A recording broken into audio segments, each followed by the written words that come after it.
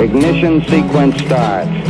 6, 5, 4, 3, 2, 1, 0. Liftoff. We have a liftoff.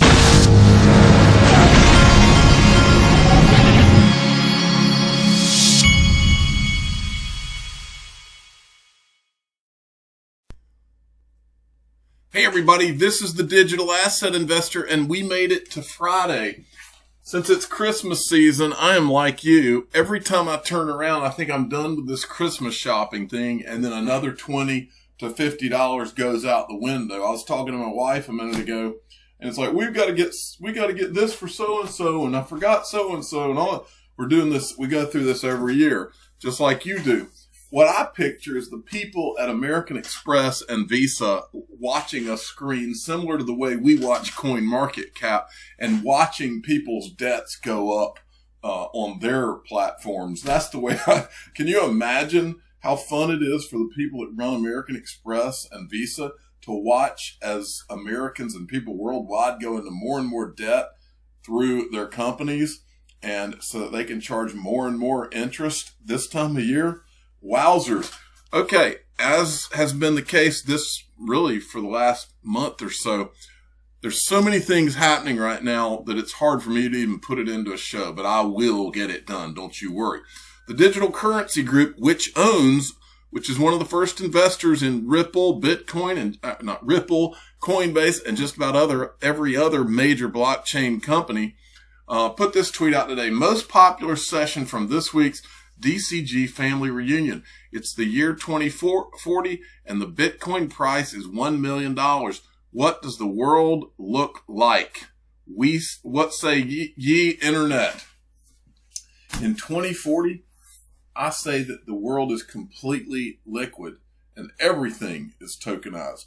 And if you want to buy a piece of the Golden Gate Bridge, I think you're going to be able to do that. If you want to buy a piece of the Eiffel Tower, I think you're going to be able to do that. If you're in a store and you own a couple of shares in the Eiffel Tower, I believe you're going to be able to sell your Eiffel Tower shares to get some Fruity Pebbles if that's what you need. I think that's how liquid the world looks. And yes, I do believe Bitcoin will be worth $1 million in 2040 or more. As long as it's allowed to stay here. Yes. Okay. And what would the price of XRP have to be? Go figure. Imagine. Okay, Digital Asset Investor, I tweeted this. Nothing happens without Goldman Sachs and JP Morgan. That's what the official father of the Digital Asset Investor channel has told me for a long time. Coinbase picks Goldman Sachs to lead the upcoming IPO. I want to make you all aware of something right now. I've said it a lot on this channel, but there's a lot of new people, and I want to make sure everybody understands it, and I'm going to make it a part of my show going forward. I lived through the dot-com boom, and in the dot-com boom, everybody was excited about all of the dot-com IPOs, okay? This time it's going to be even more fun because it's two fronts. We're going to be able to invest in digital assets such as XRP and Bitcoin and Ethereum and these things. We're going to invest in the protocol, but we also are going to have the opportunity, especially for diversification purposes, to invest in these IPOs, whether it's a Coinbase IPO or a Ripple IPO. So I'm going to make it a part of my show going forward as more of these IPOs come on, to begin showing you which blockchain companies are coming out at IPO. If there's going to be any chance at getting private equity before they go IPO, I'm going to make sure you're aware of that too. And that includes, of course, Ripple. Okay. So as far as this IPO goes, I said, don't be surprised when Goldman Sachs and or JP Morgan are involved in a Ripple IPO soon. Many of you may have forgotten, but maybe 6 or 8 months ago, there was a guy on the streets on Wall Street, and the guy just happened to bump into Brad Garlinghouse walking around on Wall Street. And it wasn't too long after Brad Garlinghouse had hinted that Ripple would IPO within the next year. And when I saw that, I was like, yep, Brad Garlinghouse is over there on Wall Street, and he's courting some of these firms and talking to them about who might get to underwrite the greatest company to come out of blockchain. Okay, This morning I showed a tweet where someone had lost, it was like, made me want to throw up. Someone had lost $2 billion, well, they had $2 billion worth of Bitcoin. They could see it, but they've lost the private keys to it. I just can't imagine what that would feel like. Okay. So this person's, commented on one of my threads here and said this. I love your YouTube videos. You were giving Bitcoin stories, so I wanted to tell you mine. I was in school in 2009 taking computer science with a project. I won 1,200 Bitcoin worth $25 at the time. I printed my key and asked my husband to put it in the safe. I really didn't understand at the time, and you couldn't really spend it anywhere, but it was a very interesting concept. So it sat in the safe. I didn't know my husband pulled it out when it got to $100 and sold it to play online poker. Never again with XRP. So I'm assuming that she did not divorce him over it, but many would have. Okay. Coin market cap looks like we're at about 650 billion. The market's been pulling back. It looks like it's trying to come back. Now remember, the Joker said he wouldn't be surprised if we had an altcoin run this weekend. I wouldn't be surprised either. Okay, Bank XRP. This is another clip from the Brian Brooks CNBC spot this morning that I didn't get to see. Is it fair to say that cryptocurrency is going to be considered like a banking type product in the coming years?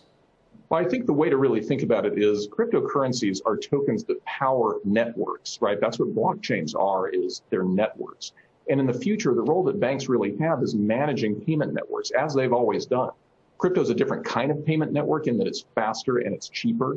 And Bitcoin and other tokens, they're assets that reside on those networks. But at the end of the day, all of us make our payments on payment networks. When you swipe your credit card at the coffee bar this morning, you're using a payment network. So if we clamp down on these things in ways that aren't safe, those networks can't really be allowed to go forward. And what we need to do is preserve the safety of the network while also preserving, the value of the asset. Those things have to happen in tandem. Is it fair to say that cryptocurrency is going to be considered like a bank? Friday, I missed that it had gone through the whole clip. It's Friday and I'm tired. Okay, Ian Northing, in the last video I did, I showed you this document from the World Economic Forum, but I didn't show you the actual document. I showed you the clip there, or the piece of this one page from it.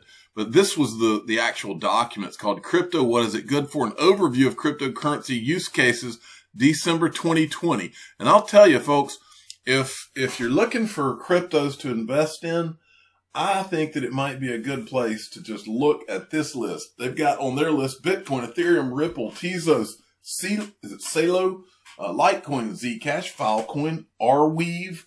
And then they've got Bancor, Lightning, Compound Protocol, Uniswap, Ethereum, OMG Network. I would think that those would be some pretty good ones to look into if the World Economic Forum is including them in their list. XRP Bart sent me a lot of things. This is one of them.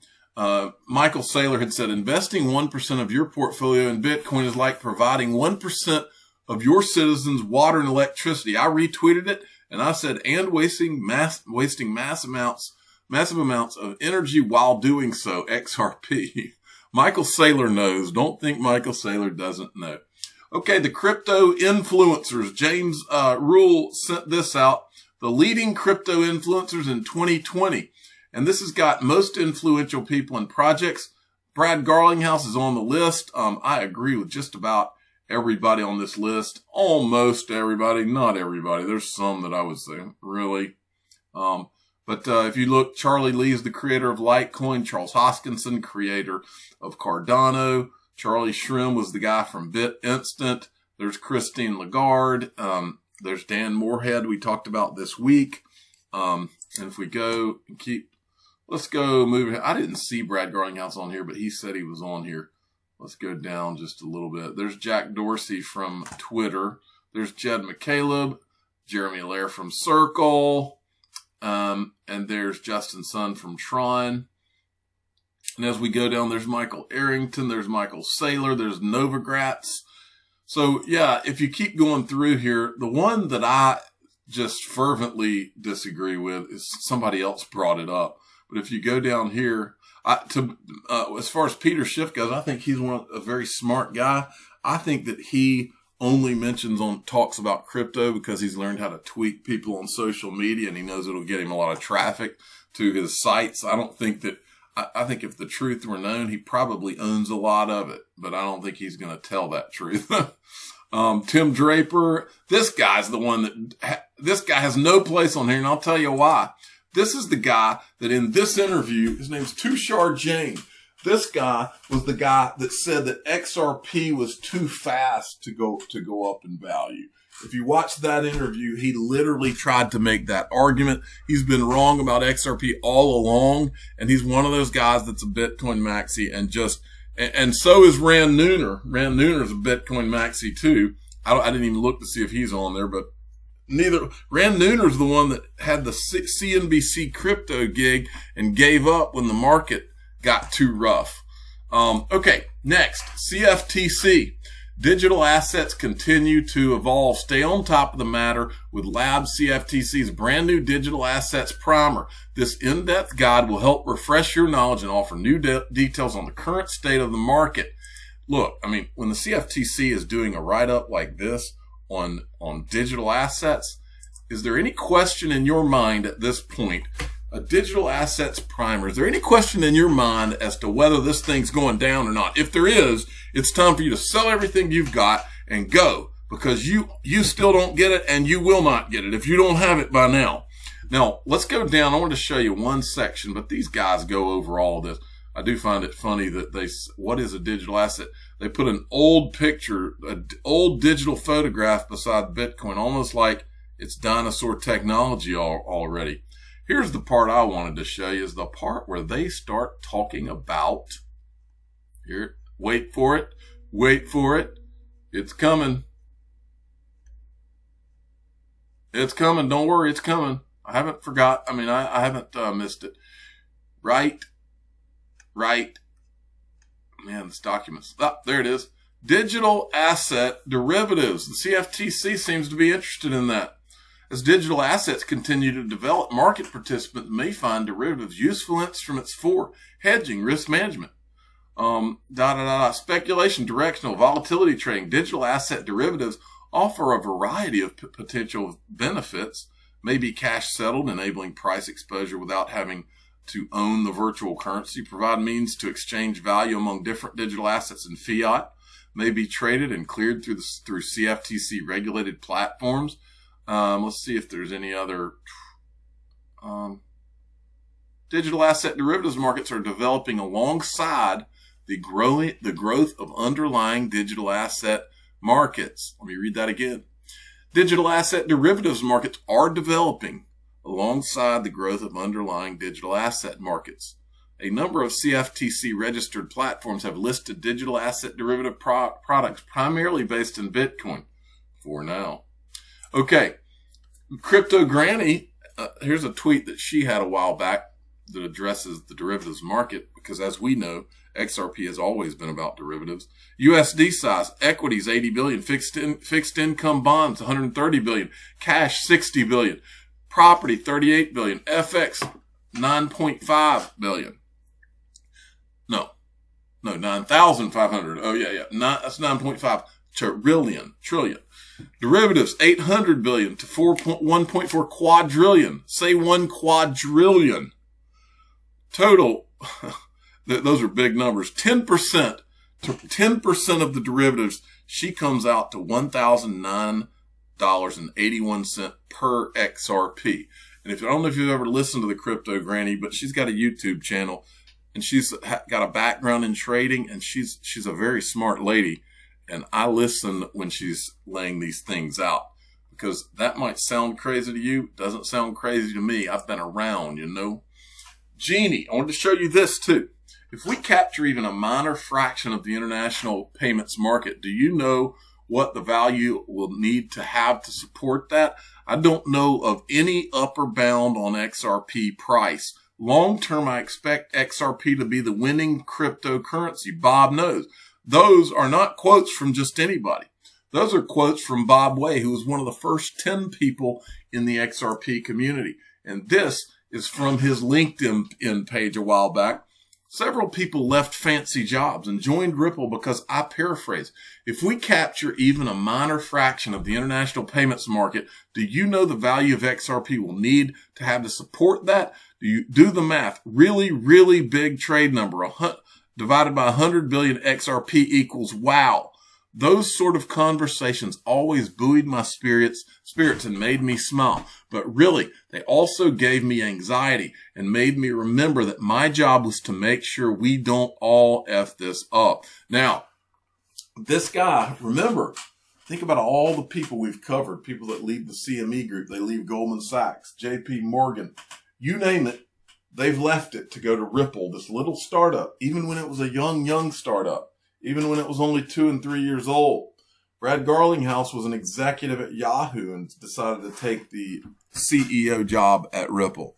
I've always wondered, what is it that would have made them to go to this particular company? These are people, some of them had multi-million-dollar salaries probably at Goldman Sachs. There's a guy that's running the FX desk or FX at Ripple, or I think working on FX, at Ripple, who left Goldman Sachs and was like a decorated Goldman Sachs veteran. The guy had to be making millions of dollars a year.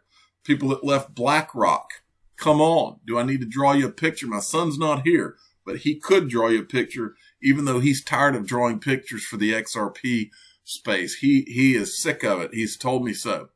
The Cryptic Poet. XRP will be the global bridge to all CBDC and stablecoins. Ripple X in-depth demo on how the XRP ledger works, a must-watch. He's got the full video. I'm just going to show you this clip. All right.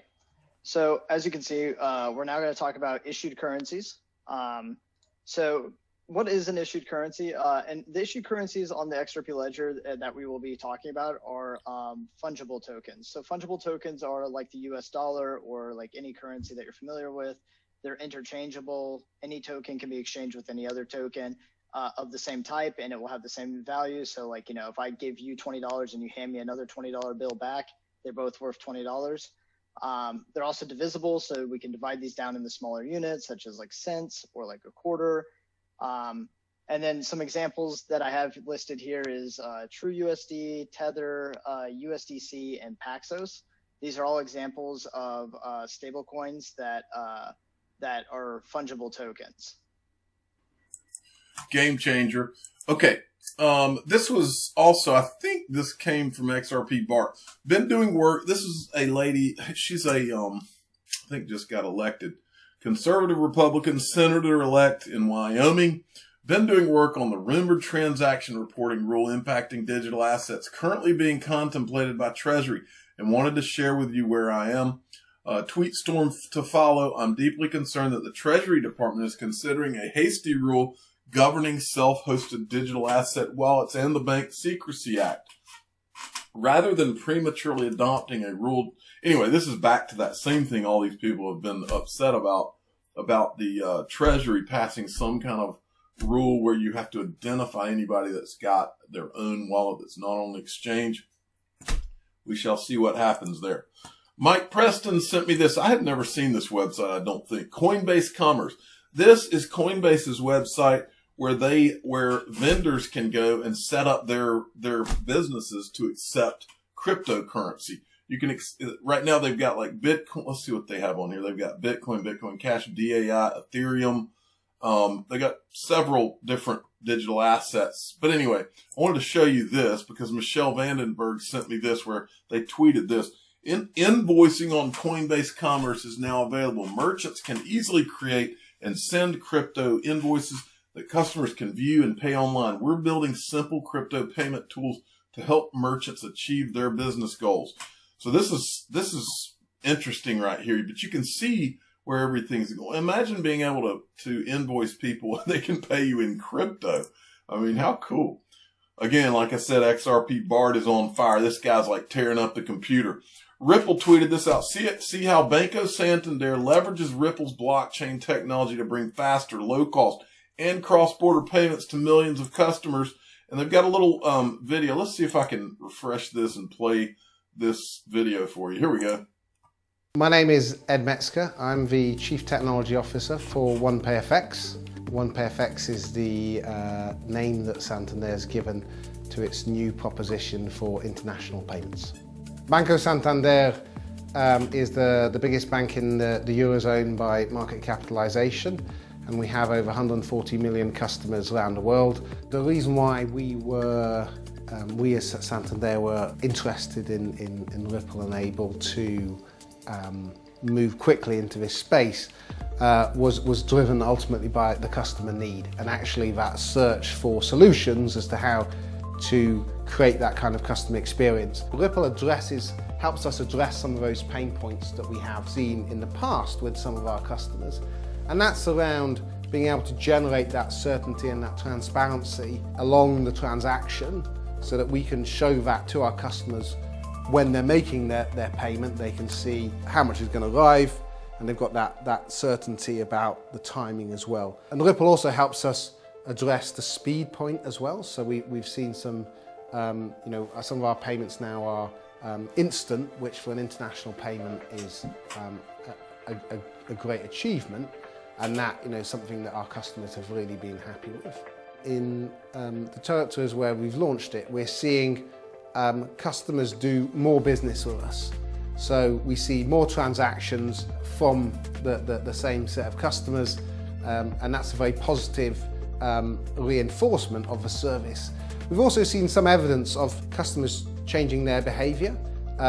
So as they understand that the service is faster, and as they understand that service gives them that certainty of how much is going to arrive there, we've seen some evidence of customers using it in new ways, a little bit more akin to a standard domestic payment. And that customer behavior, again, is very positive for us because it tells us that people feel comfortable using the service. In our partnership with Ripple, what's worked really well for us is not just the technology, but also the partnership with other financial institutions. We've found that certainly a very important point as we've expanded and scaled up the service to our customers. Our most important ROI from this is the customer satisfaction. The thing that's driven us forward is the positive feedback that we've got from offering the OnePayFX service to our customers. And I think as we've mentioned, that's the key attributes are around certainty to transparency and underpinned by a competitive price. Ripple is part of that mix that allows us to deliver that service, but the key return on investment for us is being able to do more business with more customers and having those customers coming back to us in the future. Runs on RippleNet now. Now, I want to relay something, especially to those of you out there that are new. In 2019, I went to, what that video reminded me of is the atmosphere when I went to Singapore to the Ripple Swell Conference in 2019. I stood there in that room and I watched the people and I observed, and I think that's probably what I was there for. But I saw the atmosphere around Ripple and the caliber of people and who was there. And I also, that same year, right before I did that, I went to Las Vegas to a litecoin conference, and I saw the people, and I stood in those rooms, and I watched the people. And I can tell you that the difference is, it's kind of like, I would compare the litecoin conference and the atmosphere. I would compare it to, I would say, that's kind of like staying in the Days Inn, whereas the Ripple and the Swell Conference was like being at the Four Seasons. That's the difference. I mean, there's a reason XRP is the one. I mean, it wouldn't take a rocket scientist to figure this out. It doesn't take long to figure out what's really going on here. And it literally was surreal to stand in the room around at the Ripple conference and to see all of that happening, especially against the backdrop of having been to the Litecoin conference. Ripple tweeted this out today, and I'll finish up. Today's our final Fun Fact Friday for December. Fun fact: Satoshi Nakamoto is the pseudonym of the anonymous founders responsible for the creation of Bitcoin. The white paper outlines a creation of a peer-to-peer electronic value transfer.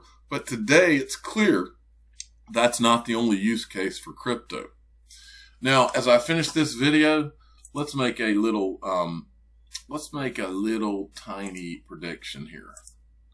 I predict that the Joker is right and that this weekend is going to be very interesting for altcoins. He said it's going to be an altcoin weekend, and I think my gut's telling me he's right.